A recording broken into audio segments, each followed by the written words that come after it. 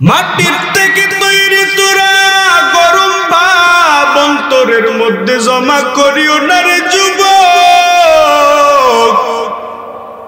বাহুবলের শক্তি দেখাও, গরম ভাব দেখাও। এই গরম ভাব দুনিয়াতে দেখানোর জন্য আমার আল্লাহ আমাদেরকে পাঠায় নাই। এই জন্য বান্দা আল্লাহ যে তিনটা সিগন্যাল দিলেন, এর মধ্যে তিনটা থেকে যদি শেষ সিগন্যালটা আমাদেরকে না দিতেন, আল্লাহ যদি দুইটা সিগন্যাল দিতেন, এই দুইটা সিগন্যাল দিয়া যদি আল্লাহ কোনো আর সিগন্যাল আমাদেরকে না দিতেন, আমাদের কোনো চিন্তা ছিল না, আমাদের কোনো পেরেশানিও ছিল না। এক নম্বরে আল্লাহ কোরআনের মধ্যে বলেন, মিনহা খালাকনাকুম আই মিনহা তুরাব। দুনিয়ার মধ্যে আমি বান্দাদেরকে বানাইলাম, মাটি দিয়া তৈরি করলাম। মাটির তৈরি বনি আদম, মাটির মতন নরম হয়ে থাকবা, দুনিয়াতে চলবা। মাটির মতন নরম হয়ে যাও, গরম ভাব অন্তরের মধ্যে জমা করানো যাবে না।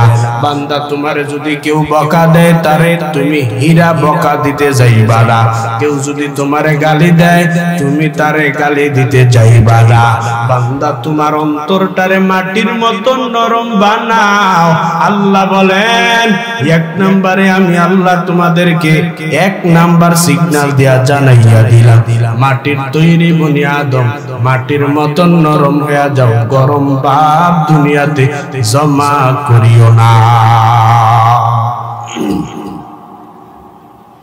এক নাম্বার সিগন্যালের মধ্যে আল্লাহ জানাইয়া দিলেন, রে বনি আদম, মাটির থেকে তৈরি তোরা, আবার মাটির মধ্যে তোরা মিশিয়া যাইবা। এক নাম্বার হলো মাটির থেকে তৈরি, দুই নাম্বারে মাটির মধ্যে মিশিয়া যাইবা।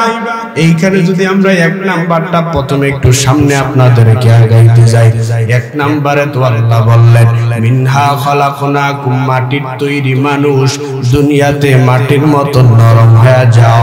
বান্দা যদি মাটিটা কেমন নরম একটু যদি ট্রাই করতে চাও, একটু যদি চিন্তা করতে চাও, একটু যদি নিজে ট্রাই করতে চাও, তুমি তোমার হাতের মধ্যে একটা দা নিবা, হাতের মধ্যে একটা তলোয়ার নিবা, হাতের মধ্যে একটা অস্ত্র নিবা, আর অস্ত্রটা নিয়ে তুমি মাটির মধ্যে আঘাত করতে থাকবা। একটা দা নিয়ে মাটির মধ্যে আঘাত করতে থাকবা।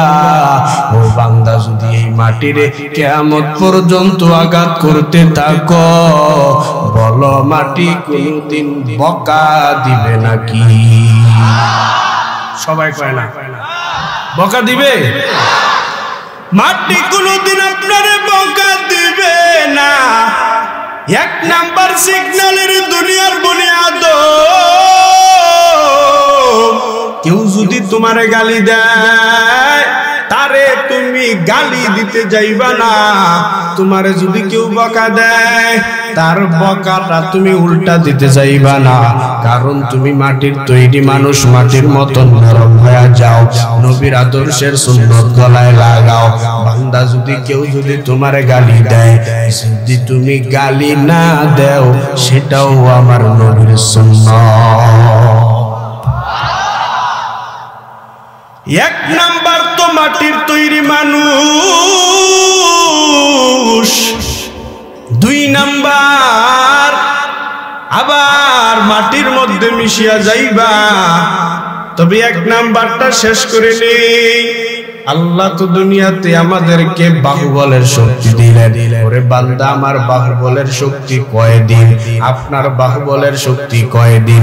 একটু যদি যুবকরা চিন্তা করে তাকাইয়া দেখো, যুবকরা যদি নিজের দাদা ভাইয়ের দিকে একটু তাকাইয়া দেখো, ওরে তোর দাদার দিকে একটু তাকাইয়া দেখ। এমন একটা সময় ছিল তোর দাদার বাহুবলের শক্তি কম ছিল না। আজকে তাকাইয়া দেখ,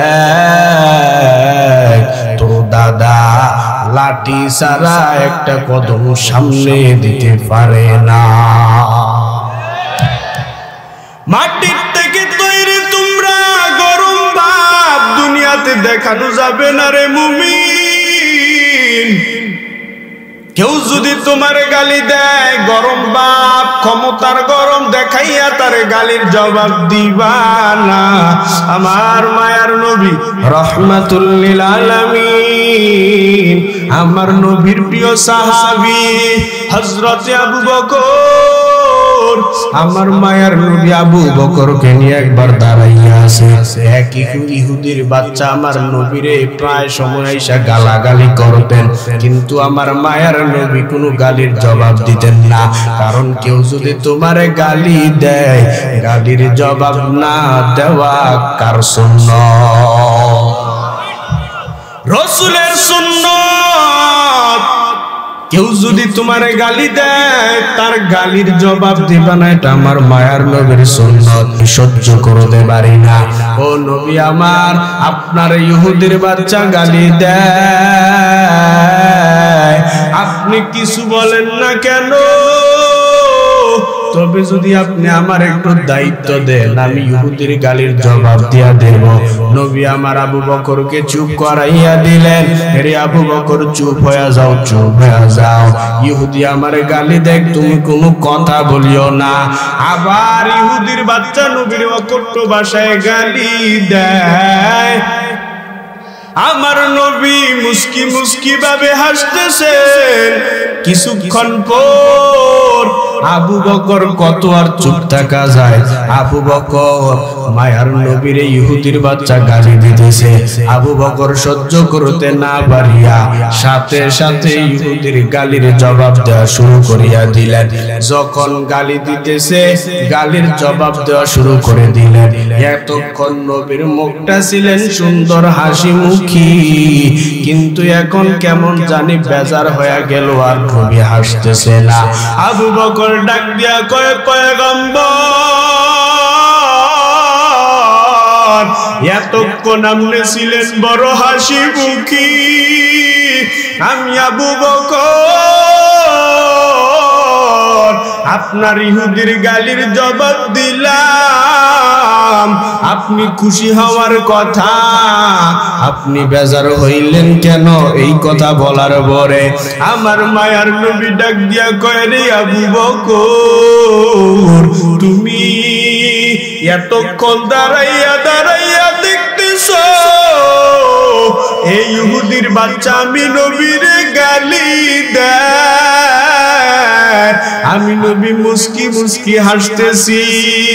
রে আবু বকর, এই ইহুদির বাচ্চা যতক্ষণ পর্যন্ত আমি নবীরে গালি দিয়েছে, আমার আল্লাহ রহমতের ফেরেশতা দিয়া গালির জবাব দিয়েছে। ওরে আবু বকর, তুমি যখন গালি দেওয়ার দায়িত্বটা হাতের মধ্যে নিয়েছো, আমার মাওলার রহমতের ফেরেশতা চলে গেছে, আমার মনটা বেজার। কেউ যদি গালি দেয়, গালির জবাব দিবেন নাকি? সবাই কয় না। বান্দা, তোমার যদি কেউ গালি দেয়, গালির জবাব দিবা না, গরম ভাব দেখাইবা না, মেজাজ দেখাইবা না। নবীর সুন্নাত ভালো করে শুনবা, ভালো করে বুঝবা। আল্লাহ কোরআনের মধ্যে বলতেছেন, কুল্লি ইবাদি ইয়াকুলুল্লাতী হিয়া আহসান ইন্নাশ শাইতানা ইয়ানজাগু বাইনাহুম ইন্নাশ শাইতানা কানা লিল ইনসানি আদুওয়াম মুবিনা। ও নবী, উম্মতের জানাইয়া দেন, মুমিন বান্দাদেরকে জানাইয়া দেন, মুমিন বান্দা যারা, খবরদার কাফেরদের কেউ যেন গালি না দেয়, কাফেরের সাথেও যেন খারাপ আচরণ না করে। ওরে বান্দা আমার, আল্লাহ যদি কোরআনের মধ্যে বলতে পারে, খবরদার কাফেরের সাথেও খারাপ আচরণ করা যাবে না। ও বান্দা, তুমি মুসলমানের সাথে কেমনে খারাপ আচরণ করো? বলো বলো বলো। আমার নবী কোনোদিন কাফেরের সাথেও খারাপ আচরণ করে নাই। আর মুসলমান হইয়া তুমি তোমার ভাইয়ের কলিজার মধ্যে কেমন করিয়া আঘাত দাও। আল্লাহর নবী হাদিসের মধ্যে জানাইয়া দিলেন, ক্বালা রাসূলুল্লাহ সাল্লাল্লাহু আলাইহি ওয়া আলিহি ওয়াসাল্লাম, আল মুসলিমু মান সালিমাল মুসলিমুনা মিন লিসানিহি ওয়া ইয়াদিহি। খাঁটি মুসলমান ওই ব্যক্তি যার হাত শরীরের অংশ দ্বারা, তার জবান দ্বারা, শরীরের অংশ দ্বারা অন্য মুসলমান নিরাপদ থাকতে পারবে।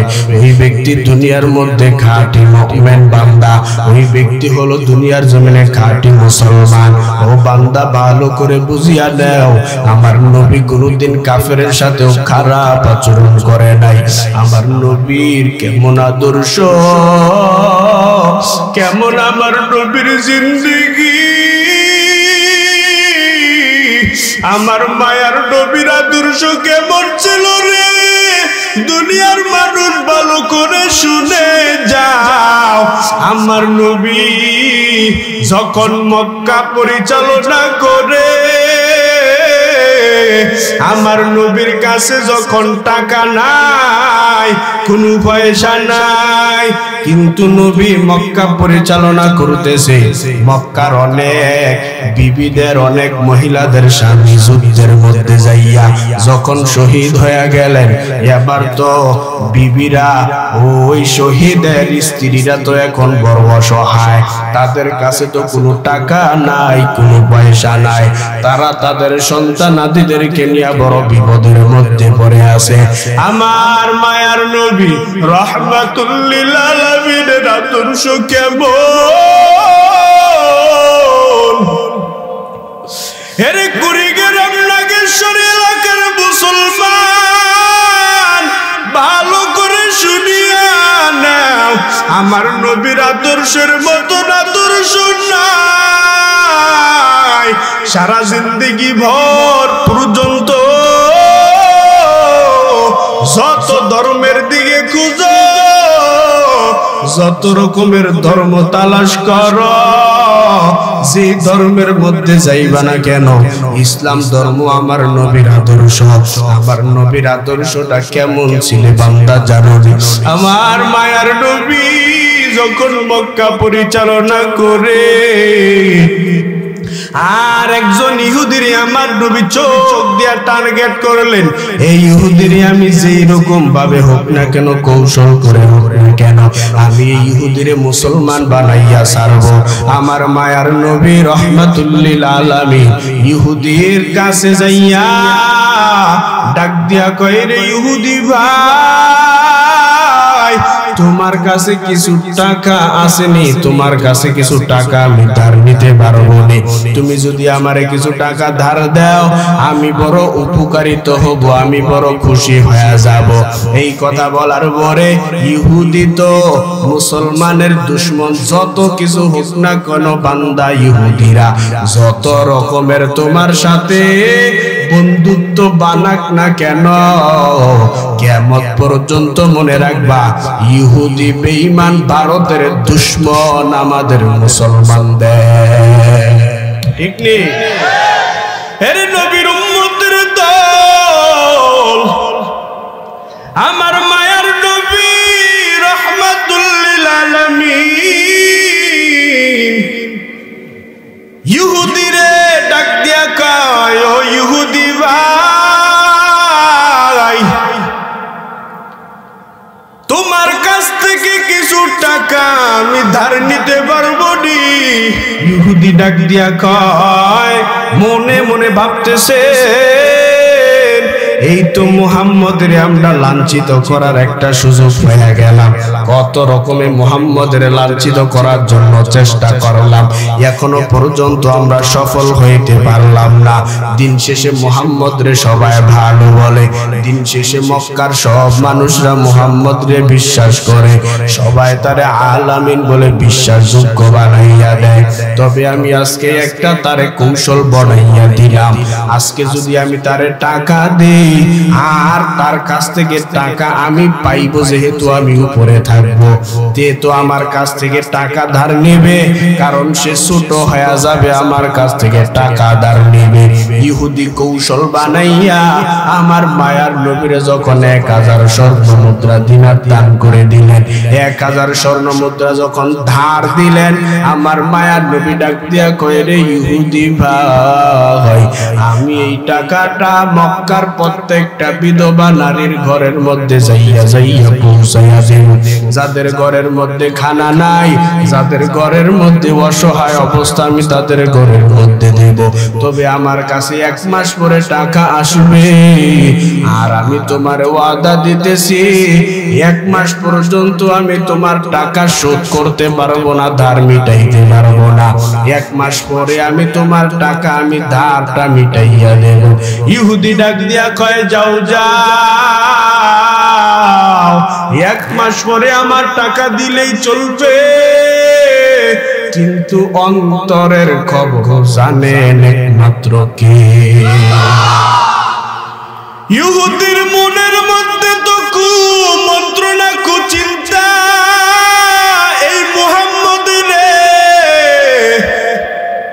কেমনে আমি লাঞ্ছিত করব, কেমনে মুহাম্মদের আমি তার মুসলমান সাহাবীদের কাছে কেমনে লাঞ্ছিত করব। ইহুদির মনের মধ্যে চিন্তা। ইহুদি ডাক দিয়া কয়, রে মুহাম্মদ, তোমারে আমি 1 মাসের জন্য টাকা ধার দিয়া দিলাম, যাও যাও রওনা হয়ে যাও। নবী আমার যখন টাকা নিয়ে রওনা হয়ে গেলেন, নবীর আদর্শ কেমন ছিল, কেমন নবীর আদর্শ ছিল? ওরে আল্লাহ তো কোরআনের মধ্যে বললেন, কুল্লি ইবাদি ইয়াকুলুল্লাতি হিয়া আহসান ইন্নাশ শাইতানা ইয়ানজাগু বাইনাহুম ইন্নাশ শাইতানা কানা লিল ইনসানি আদুওয়াম মুবিনা। মুমিন বান্দাদেরকে জানাইয়া দাও, কাফেরের সাথেও যেন খারাপ আচরণ না করে। ইহুদির কাছ থেকে আমার মায়ার নবী টাকা নিয়ে যখন রওনা হয়ে গেলেন, 2-1 দিন যাওয়ার পর ইহুদি মনের মধ্যে তো অন্য চিন্তা। ইহুদি মনে মনে ভাবতেছে, এই মুহাম্মদরে কেমনে লাঞ্ছিত করতে পারি, কেমনে মুহাম্মদরে আমি লাঞ্ছিত করতে পারি, মুহাম্মদরে কেমনে আমি অপমানিত করতে পারি। আমার মায়ার নবী 2-1 দিন পর, কিছুদিন পর যখন আমার নবী যখন সাহাবাই কেরামদেরকে নিয়া একজন আনসারীর জানাজা পড়ার জন্য চলিয়া গেলেন, আনসারী জানাজার পড়ার জন্য চলে গেলেন। জানাজা পড়িয়া যখন আমার মায়ার নবী রওনা হইলেন, যখন রাস্তা দিয়ে হাইটা হাইটা সাহাবাই কেরামদেরকে নিয়ে রওনা হইতেছে, ইহুদি ডাক দিয়া কয়, নিজে নিজে ভাবতেছেন এই যে রাস্তার মধ্যে সাহাবাই কেরামদেরকে নিয়ে মুহাম্মদ যাইতেছে, এখনই তো আমার সুযোগ, এখনই তো মুহাম্মদের আমি টাকা চাইয়া অপমানিত করতে পারবো। মুহাম্মদ নবীর এখনই তো আমি তারে অপমানিত করতে পারবো। এই ইহুদি ষড়যন্ত্র মনের মধ্যে নিয়ে যখন রওনা হয়ে গেলেন, রাস্তার মধ্যে নবী আমার হাইটা যায়, আর নবীর সামনে যাইয়া যখন হাজির হয়ে গেলেন ইহুদি, আর ইহুদি ডাক দিয়া কয়, রে মুহাম্মদ দাঁড়াও, কোথার থেকে আসতেছো, কোথায় যাইতেছো আমার জানার দরকার নাই, আমি তোমার কাছ থেকে 1000 স্বর্ণ মুদ্রা দিনার পাইব, তুমি আমার 1000 স্বর্ণ মুদ্রা এখন তুমি আমার ধার আমারে মিটাইয়া দিয়া যাও। নবী কয়দিনের টাইম দিছিলেন? 1 মাসের টাইম দিয়েছি আমার নবী। নবীর জবান 1 মাসের আগে তাকে টাকা ধার মিটাইয়া দিবে, কিন্তু ইহুদি তো বড় ষড়যন্ত্র করতেছে।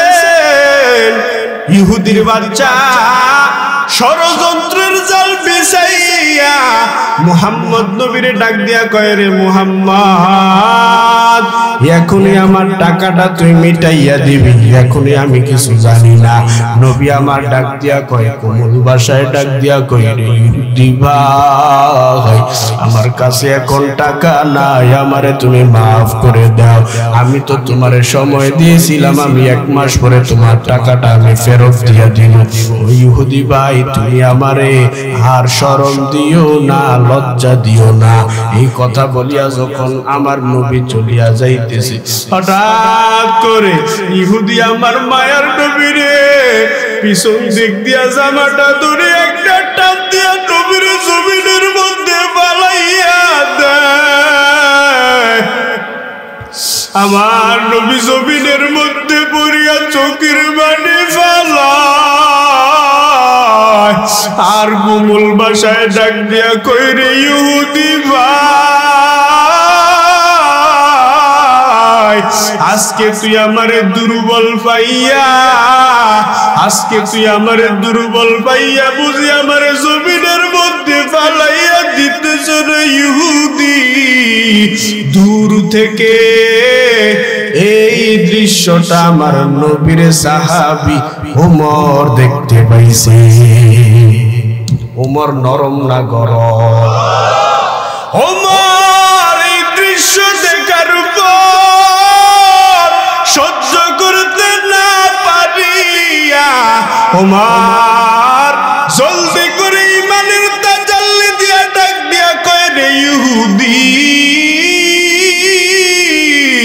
ওমর সাথে সাথে তরবারিটা বাহির করিয়া ইহুদির গর্দানের মধ্যে ধরিয়া কই, রে ইহুদি আমি ওমর বাইচা থাকব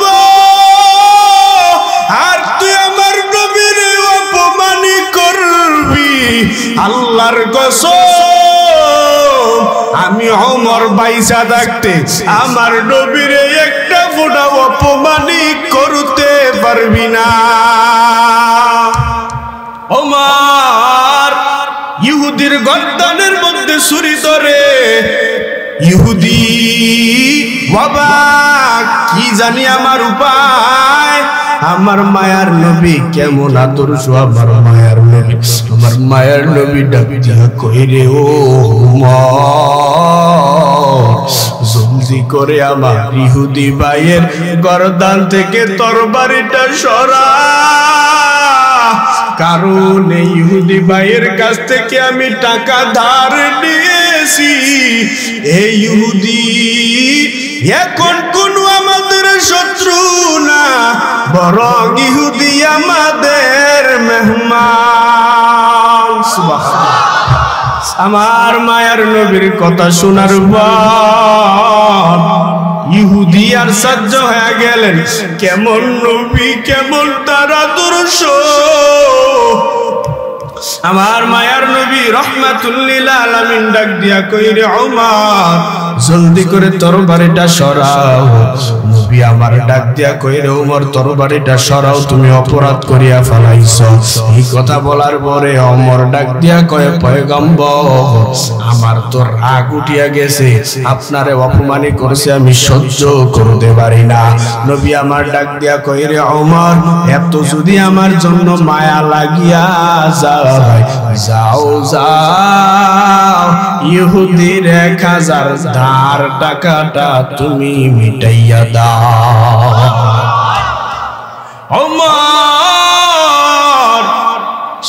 সাথে সাথে 1000 স্বর্ণ মুদ্রা দিনার নিয়া যখন দিয়া দেয়, ইহুদির হাতের মধ্যে দেয়, ইহুদি তো মনে মনে চিন্তা করতেছে, এখন যদি আমি টাকাটা হাতের মধ্যে নিয়া নেই, ঝামেলা তো এখানে মিটা গেল, আর কি করতে পারবো মুহাম্মদের।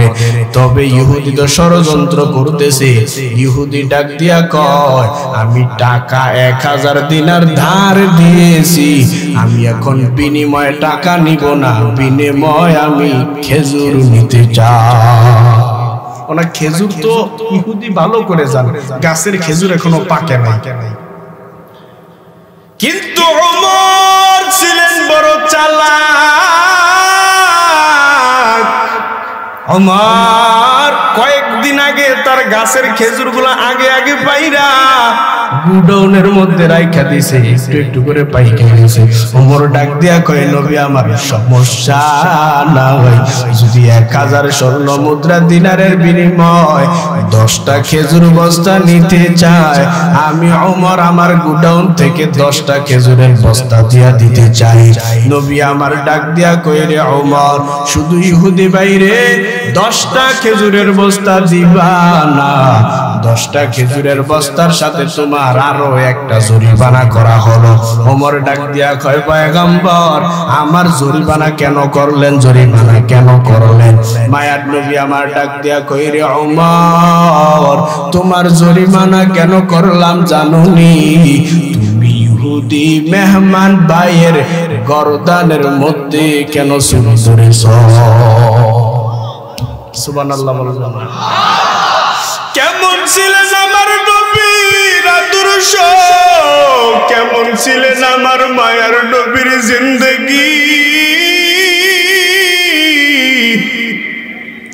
আমার মায়ার নবী ডাক দিয়া কয়, রে ওমর, তোমার 10টা খেজুরের বস্তার সাথে আরো একটা তোমার জরিমানা করিয়া দিলাম।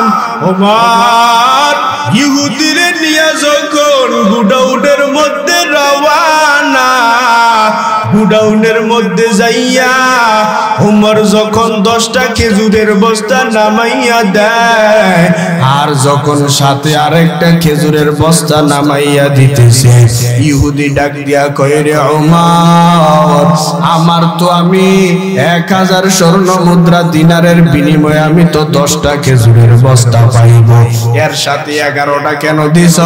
আরো একটা কেন বাড়াইয়া দিয়েছো তুমি আমারে? আমার ওমর ডাক দিয়া কয়, আমার নবী আমারে বলেছেন, তোমার গর্দানের মধ্যে যে আমি তরবারি ধরেছি, এর অপরাধে আমার একটা খেজুরের বস্তা জরিমানা করা হলো। এই কথা বলার পরে ওমরের কথা শুনিয়া ইহুদি ডাক দিয়া কয়, এই নবীর কেমন আদর্শ,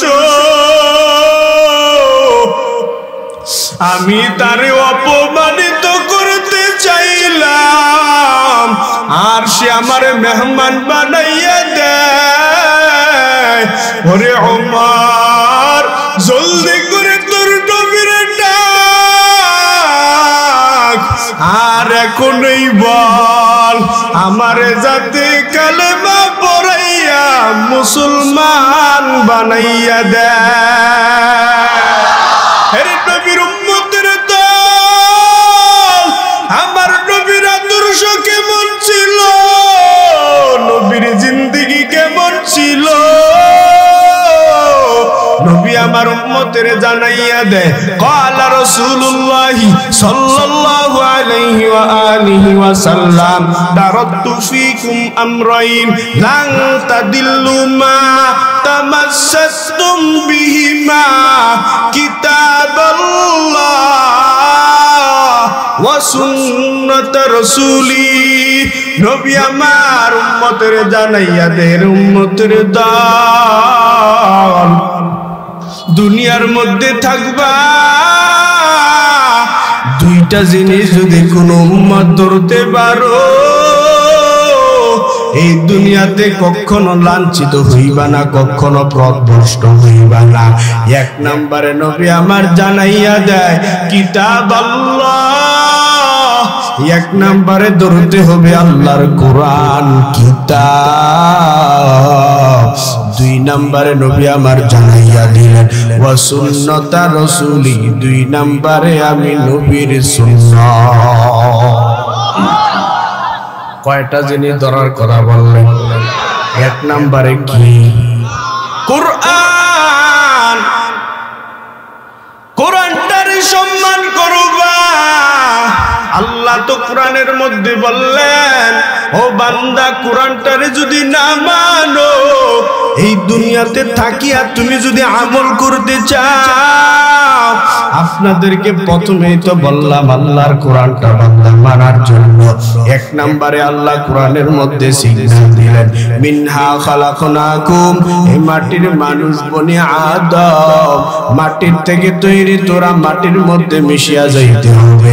দুই নম্বরে তো মাটির মধ্যে মিশিয়া যাইতে হবে।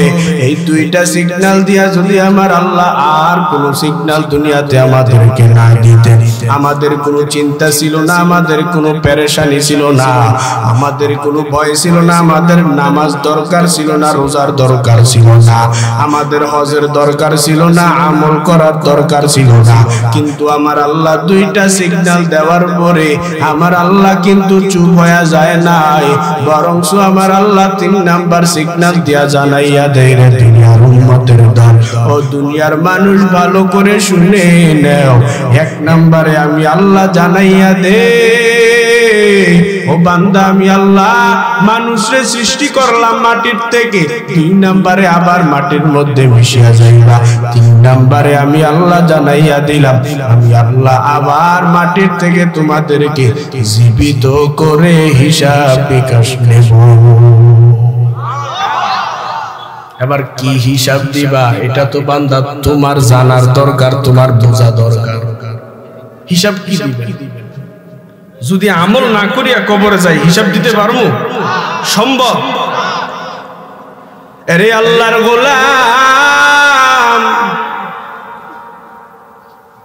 আল্লাহ কোরআনের মধ্যে বললেন হিসাব যদি দিতে হয়, যেই আমল দিয়া হিসাব দিবা, যেই আমলের মর্যাদা দিয়া হিসাব দিবা, আমল যদি ধরতে চাও, নামাজ সাইরা দিয়া হিসাব দেওয়া যাবে নাকি? রোজা সাইরা দিয়া হিসাব দেওয়া যাবে নাকি? কুরবানি সাইরা দিয়া হিসাব দেওয়া যাবে নাকি? আল্লাহ কোরআনের মধ্যে জানাইয়া দিলেন, ইন্না সলাতি ওয়া নুসুকি ওয়া মাহইয়ায়া ওয়া মামাতি লিল্লাহ ওয়া মামাতি লিল্লাহি রাব্বিল আলামিন।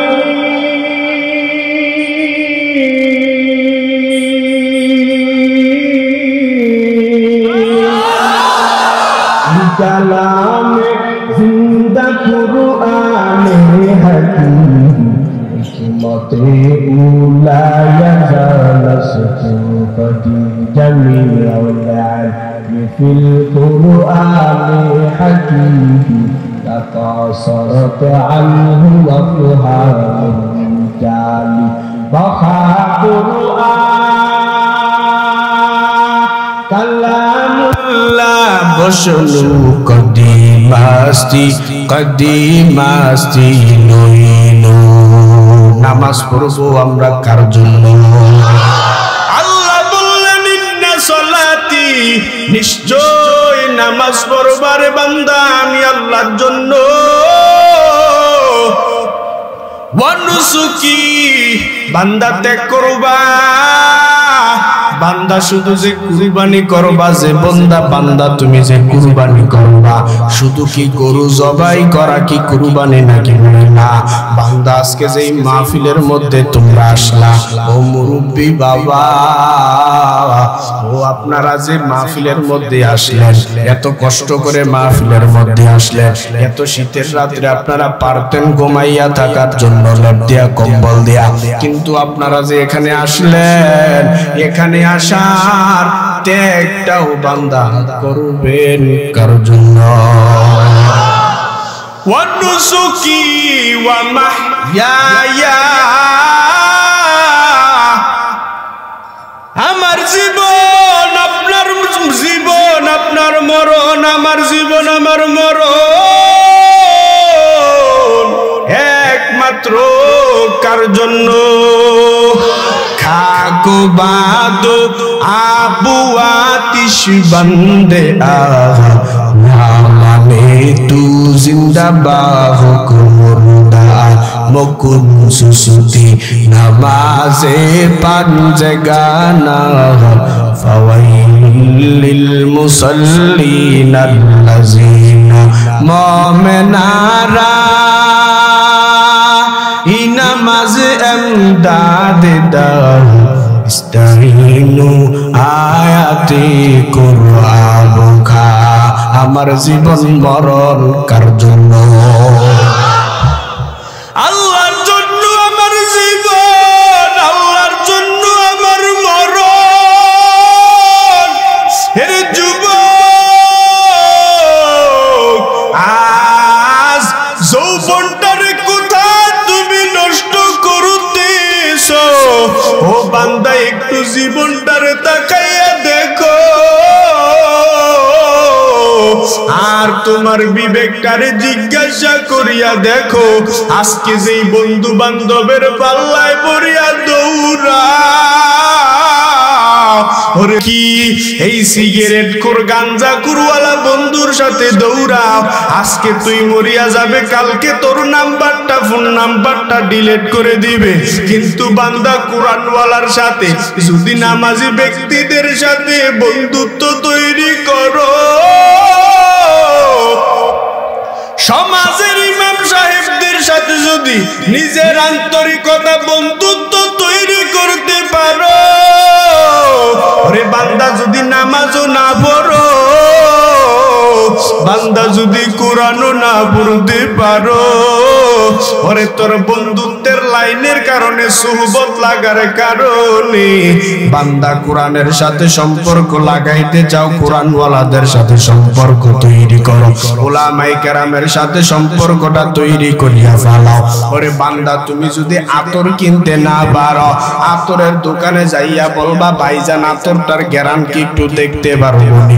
একটু যদি দেখার পরে তুমি তোমার নাকের মধ্যে গ্যারান নাও, নাকের মধ্যে যদি তুমি বান্দা তোমার গ্যারান্টা নিয়ে চলে আসো, পরে কিনতেও যদি না পারো, অন্তত বান্দা তুমি কিনতে পারবা না, কিন্তু গ্যারান্টা নিয়ে আসতে পারবা। পরে কোরআনওয়ালা যদি তুমি না হইতে পারো, কোরআনের সাথে যদি সম্পর্কটা তৈরি করো, ওরে বান্দা কোরআনওয়ালা তুমি হইতে পারো নাই, ওরে বান্দা একের পর এক যদি মসজিদের ইমাম সাহেবের সাথে সম্পর্কটা ভালো করতে পারো, ওরে বান্দা কোরআনওয়ালা হওয়ার না সুহবত থাকলে, ইমামের সাথে সম্পর্ক থাকলে, কোরআনওয়ালার সাথে সম্পর্ক থাকলে, ওরে সুহবতের কারণে তুইও কোরআনওয়ালা হবি, ঠিক নেই? সুহবতে সালে তুরা সালে গুনাহ, সুহবতে তলে তুরা তলে গুনাহ দেখদমানা, সুহবতে বা আউলিয়া বেতারাজ সদ সালাতো আতবিরিয়া, মাইলে মোমেন সুয়ে মোমেন মিশাওয়াত, মাইলে কাফের সুয়ে কাফের মিশাওয়াত। এক নম্বরে ধরতে হবে কার কোরআন, দুই নম্বরে ধরতে হবে কি? সুন্নাত, কিতাব আল্লাহ। এক নম্বরে আল্লাহর কোরআন ওয়া সুন্নাত রাসূলি, দুই নম্বরে আমি নবীর সুন্নাত। এই দুইটা জিনিস যদি দুনিয়ার মধ্যে মানুষ আঁকড়াইয়া ধরতে পারে, বান্দা কখনো পথভ্রষ্ট হইবা না, কখনো লাঞ্ছিত হইবা না। ওরে বান্দা দুইটা জিনিস আঁকড়াইয়া ধরবা। এবার আপনাদেরকে কোরআন থেকে বললাম, গালি দেওয়া হালাল না হারাম। নবী আমার গালি দিছেন নাকি? বরঞ্চ ওরে কোরআন থেকে বললাম আল্লাহ কি বললেন, কুল্লি ইবাদি ইয়াকুলুল্লাতি হিয়া আহসান ইন্নাশ শাইতানা ইয়ানজাগু বাইনাহুম ইন্নাশ শাইতানা কানা লিল ইনসানি আদুওয়াম মুবিনা। আমার আল্লাহ জানাইয়া দেয় খবরদার কাফেরের সাথেও খারাপ আচরণ করবা না। ওরে বান্দা হাদিস থেকে বললাম নবী আমার কাফেরের সাথে খারাপ আচরণ করছেন। এবার যদি কাফেরের সাথে নবী আমার খারাপ আচরণ না করে, ওরে বান্দা বলো মুসলমান আমরা ভাইরা আমাদের ভাইদের সাথে খারাপ আচরণ করা যাবে নাকি? যে কথাগুলো বললাম আল্লাহ পাক প্রত্যেককে সঠিকভাবে বুঝিয়ে আমল করার তৌফিক দান করুন। সকলে বলেন আমিন।